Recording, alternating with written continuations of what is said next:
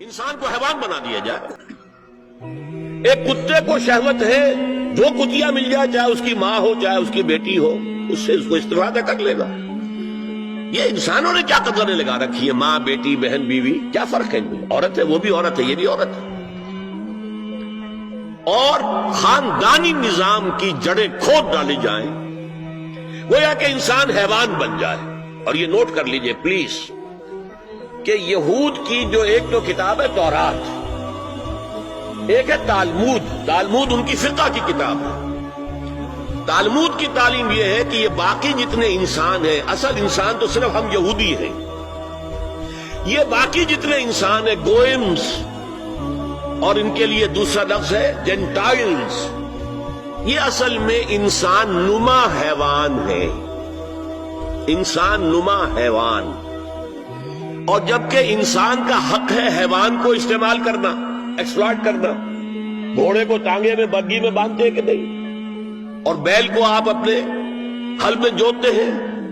اسی طرح ہمارا حق ہے تمام انسانوں کو ان کا خون چوسنا، انہیں ایکسپلائٹ کرنا، انہیں استعمال کرنا. اور اس کے لیے بہترین طریقہ یہ ہے کہ انہیں واقعتاً حیوان بنا دیا جائے، انسانی اقدار ان سے چھین لی جائے.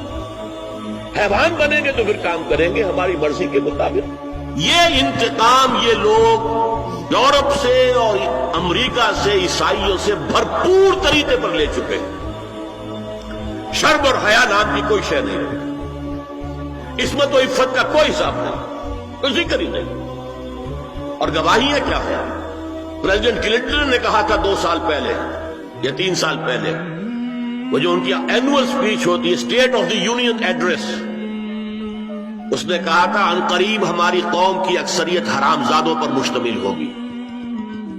یہ حرامزادے کا لفظ میں نے ترجمہ کیا ہے born without any wedlock. ایک تو ہوتا ہے ایک مرد اور عورت کی شادی ہوئی ہے، نکاح ہوا ہے، پھیرے پڑے، کچھ بھی ہوا ہے، لیکن اعلانیہ طور پر وہ اب شوہر اور بیوی کی حیثیت سے ہے، تو ان کی اولاد ہو رہی ہے، جائز اولاد ہے. ایک بغیر شادی کی اولاد ہو رہی ہے تو یہ حرامی ہے، حرامزادے ہیں. انہوں نے کہا کہ ہماری قوم کی اکثریت حرامزادوں پر مشتمل ہے. ہومو سیکسولیٹی، لیسبینز، گیز، اور بالکل ڈکلیئر کرتے ہیں. پادری ڈکلیئر کرتا میں گے ہوں، سینیٹر ڈکلیئر کرتا میں گے ہوں. انہیں کوئی شرم ہی نہیں، اس کے اندر کوئی حجاب نہیں، اعتراف کرنے کے اندر کہیں بھی کسی طرح کی رکاوٹ نہیں، ہچکچاہٹ ہی نہیں. جنسی لذت ہر طریقے سے حاصل کی جا سکتی. زنا بالرضا ہو تو کوئی جرم ہے ہی نہیں. ہاں زنا بالجبر ہو تو جرم ہے کہ یہ مغرب یہودیوں کی سازش کے تحت اور امریکہ کی عظیم قوت کو استعمال کرتے ہوئے، سول سپریم پاور آن ارتھ، آج یہ ہمارے گرد گھیرا تنگ کرتے چلے آ رہے ہیں کہ ہمارا معاشرتی نظام بھی تلپٹ ہو جائے، درہم برہم ہو جائے، ہماری اقدار بھی ختم ہو جائے، ہمارے ہاں بھی عورت مرد بالکل برابر ہونے کے مدعی ہو کر میدان میں آ جائیں، عورت مرد بن جائے، مرد عورت بن جائے، مردوں کی شادیاں ہو جائیں کہ ایک مرد شوہر اور ایک مرد بیوی اور رجسٹر ہو جائے شادی. لیسبینز کی شادیاں ہو جائیں کہ ایک عورت شوہر ایک عورت بیوی اور رجسٹر ہو جائے شادی.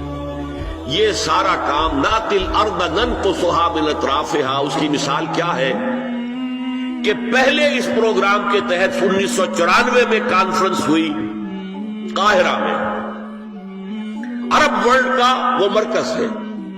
دوسری 1 سال کے بعد کانفرنس کر دی بیجنگ میں، اور اس کے بعد بیجنگ +5 کانفرنس ہوئی ہے. نام اس کا کیا تھا کانفرنس کا؟ Women 2000، gender equality, development and peace for the 21st century. Preparatory document میں نمبر 1 ہومو سیکسولیٹی کو نارمل سیکسول اورینٹیشن قرار دیا جائے. کوئی جرم نہیں ہے. مرد مرد سے شہوت نانی کرے، عمل قوم لوط. ایک شخص جو ہے عورت سے اپنی خواہش پوری کرنا چاہتا ہے، ایک مرد سے کرنا چاہتا ہے، تمہیں کیا اعتراض ہے؟ نمبر 3 عورتیں گھر کا کام کاج کرنے سے انکار کر دیں یا اس پر ویج طلب کریں، مزدوری دو میں، محنت دو تب ہم کام کریں.